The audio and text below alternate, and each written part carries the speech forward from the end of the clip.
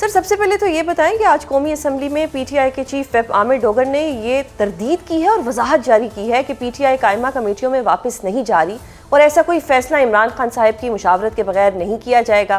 اس تردید کے باوجود پی ٹی آئی کے اندر سے یہ سوچ جو ہے وہ زور پکڑ رہی ہے کہ قائمہ کمیٹیوں میں اس کی واپسی ہونی چاہیے اور اس کو قانون سازی کے لیے متحرک ہونا چاہیے۔ بسم اللہ الرحمن الرحیم اللہم صلی علی محمد وعلیہ وصحبہ وسلم۔ بہت شکریہ۔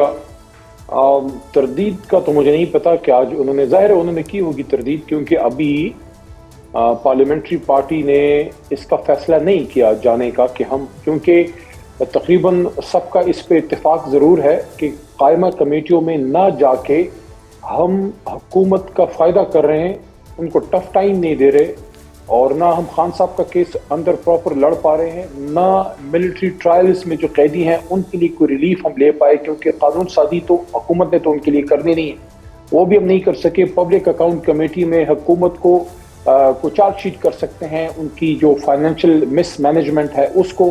اسی طرح قائمہ کمیٹی برائے قانون، اس میں انتہائی اہم قانون سازی، اب اس میں ہم کوئی روک نہیں سکتے، حکومت کو کوئی سوال نہیں اٹھا سکتے۔ اور اسی طرح قائمہ کمیٹی برائے انٹیریئر داخلہ، جس میں ہم وفاقی وزیر داخلہ، انٹیریئر سیکٹری، آئی جی اسلام آباد یا پنجاب میں آئی جی پنجاب، ہوم سیکٹری، ان میں سے کسی سے کوئی سوال نہیں ہو سکتا۔ تو بالکل قائمہ کمیٹیوں میں جانے کا 99% پارلیمنٹری پارٹی اس کے حق میں ہے، کیونکہ ہمیں یہ لگتا ہے پارلیمنٹری پارٹی کو کہ یہ غلط ایک مشورہ خان صاحب کو دیا گیا، ظاہر ہے وہ اندر ہیں، انہوں نے اس پہ ایک فیصلہ کر دیا۔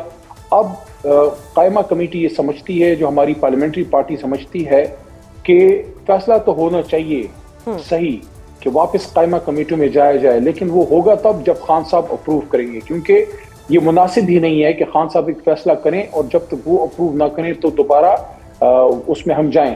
لیکن اس کو خان صاحب تک یہ نقطۂ نظر پہنچایا جائے گا۔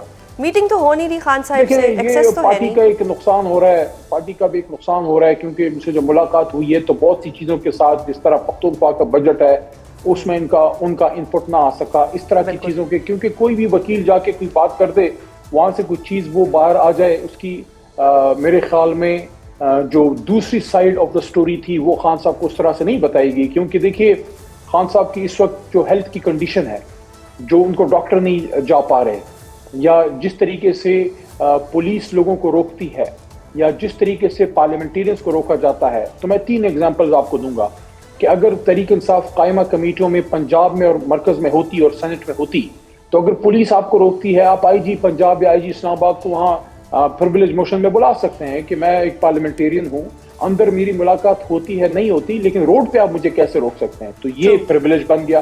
یا اگر وہاں ہیلتھ کی ایشوز ہے تو ہیلتھ کی قائمہ کمیٹی میں یا ہیومن رائٹ کی قائمہ کمیٹی میں آپ سوال ڈال سکتے ہیں کہ بھائی آخر کیا گناہ ہے عمران خان صاحب اور ان کی وائف کا، کیا گناہ ہے ڈاکٹر یاسمین راشد کا، یاسمین راشد صاحبہ کے لیے مرکز بالخصوص پنجاب میں قائمہ کمیٹی برائے ہیومن رائٹس، قائمہ کمیٹی برائے جیل خانہ جات، قائمہ کمیٹی برائے داخلہ، اس میں نقطہ اعتراض ڈالا جا سکتا تھا۔ خاص کر جو مرکز میں ہمارے پاس ایک پاورفل ٹول تھا پبلک اکاؤنٹ کمیٹی، جس میں جنید اکبر خان عمران خان کا پرانا ساتھی ہے، ایماندار آدمی، اس نے ٹف ٹائم دیا ہوا تھا، اور اس نے، آپ کی معلومات کے لیے بتا دوں، شاید کسی کو نہ پتا ہو کہ جب انہوں نے وفاقی وزیر داخلہ محترم صاحب کو سمن کیا کہ وہ آئیں، اس کے بعد سے وہ پھر قائمہ کمیٹی کی میٹنگ نہیں کر سکے۔ تو یہ ایسی چیزیں ہیں جس میں آپ بھی دیکھیں، اب جنید اکبر خان ہے، عاطف خان ایک اسٹینڈنگ کمیٹی کے چیئرمین تھے، ہمارے صاحبزادہ حامد رضا صاحب وہ قائمہ کمیٹی برائے ہیومن رائٹ کے چیئرمین تھے، اس کا میں ممبر تھا۔ مجھے پتا ہے کچھ ایسی باتیں جو ابھی بھی میں آن ریکارڈ مناسب نہیں ہے میں کرنا، ان کو جس لیول کا تھریٹ تھا صاحبزادہ حامد رضا کو، اور آج بھی وہ جیل میں ہیں، کیا صاحبزادہ حامد رضا عمران خان کا وفادار نہیں؟ کیا جنید اکبر خان جو سخت سردیوں میں سوات کی جیل میں بغیر کمبل کے پڑا تھا وہ وفادار نہیں؟ کیا عاطف خان جو الیکشن کیمپین تک نہ کر سکا وہ وفادار نہیں؟ یہ ایک گیم کی گئی ہے تحریک انصاف کے پارلیمنٹیرینز اور پارلیمنٹری پارٹی کے خلاف کہ وہ خان صاحب کے لیے دیکھیں، اگر آپ قائمہ کمیٹیوں میں نہیں ہیں، تقریریں آپ بے شمار کریں، اصل کام وہاں ہوتا ہے۔ تو یہ ساری اس پہ ایک بہت متفقہ رائے موجود ہے، لیکن ظاہر ہے لیڈر کی مرضی کے بغیر، ان کی اجازت کے بغیر مناسب ہی نہیں ہے۔ اپنا نقطہ نظر پارلیمنٹری پارٹی کسی سینئر وکیل کے تھرو جو بھی جا سکے گا، وہ رکھ دیں گے. باقی فیصلہ خان صاحب کا ہے. اگر وہ اب بھی یہ سمجھتے ہیں کہ نہیں باہر رہے ہیں, سینئر وکیل پہ بھی میں بات کروں گی, لیکن ابھی جس طرح آپ نے کہا صاف صاف بات کرتے ہیں, دیکھیں صاف صاف بات کرتے ہیں, یا لوگ منافقت کرتے ہیں. میں کرتا ہوں سیدھی کھری بات, کیونکہ میں نے عمران خان سے سیکھی ہے. خان صاحب نے کہا سچی بات کیا کرو, اس کا رزلٹ جو بھی نکلے, جو اچھے لوگوں کو اچھا لگے برا لگے, لیکن ہمیں بات وہ کرنی چاہیے کہ کیا قائمہ کمیٹیوں میں نہ بیٹھ کے حکومت کا کیا نقصان ہوا ہے. بجٹ انہوں نے پاس کرنا تھا, اگر ہم قائمہ کمیٹی برائے فائنانس میں ہوتے, ہمارے مبین عارف جٹ اور ان کے ساتھ دوسرے ہمارے ساتھی ہیں اسامہ میلا, they were doing wonders.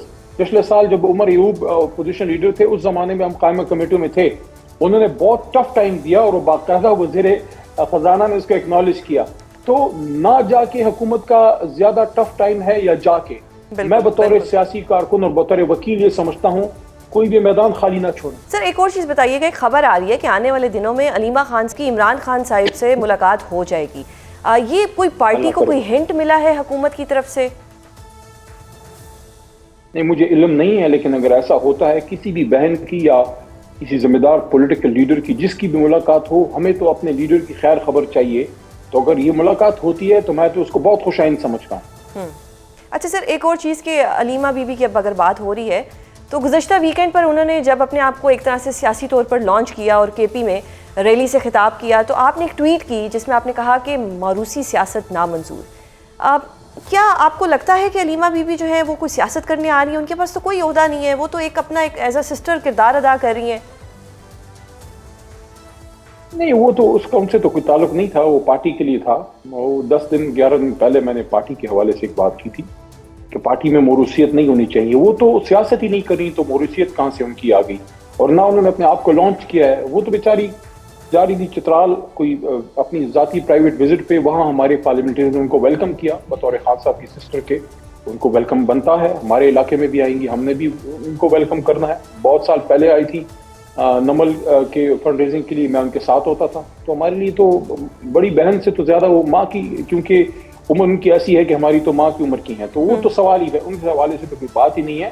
ہاں, پارٹی کے حوالے سے جو ہمارے سیاسی لوگ ہیں ان کے حوالے سے بڑا کلیئر موقف ہے عمران خان کا, اور میں اس پہ کھڑا ہوں کہ پارٹی کے اندر دیکھیں موروثیت کیا چیز ہے, اس کو سمجھنا ہوگا. کسی کا بھائی بہن یا بیٹا ہونا کوئی گناہ نہیں ہے کہ اگر آپ کسی بڑے سیاستدان کے بیٹے ہیں یا بھائی ہیں یا بہن ہیں یا وائف ہیں اور آپ سیاست نہیں کر سکتے. نہیں, آپ کر سکتے ہیں, لیکن صرف اس وجہ سے نہیں آپ عہدہ مل سکتا کہ آپ کسی بڑے سیاسی آدمی کی بیٹی ہیں, جیسے ایک خاتون, پنجاب نام لینا مناسب نہیں, یا آپ کسی بہت بڑے سیاسی خاتون کے بیٹے ہیں, ایک بڑی سیاسی جماعت کی طرف میرا اشارہ ہے, وہ بھی نام لینا ضروری نہیں.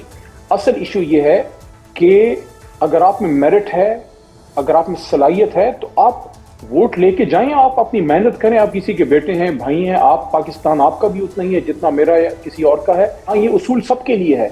جس نے بھی پی ٹی آئی میں چیئرمین سے لے کے یونین کاؤنسل تک جانا ہے, وہ رشتہ داری کے ساتھ ساتھ اس میں اگر میرٹ ہوگا تو وہ آگے بڑھے گا. بٹ سر ایک چیز تو آپ مانیں نا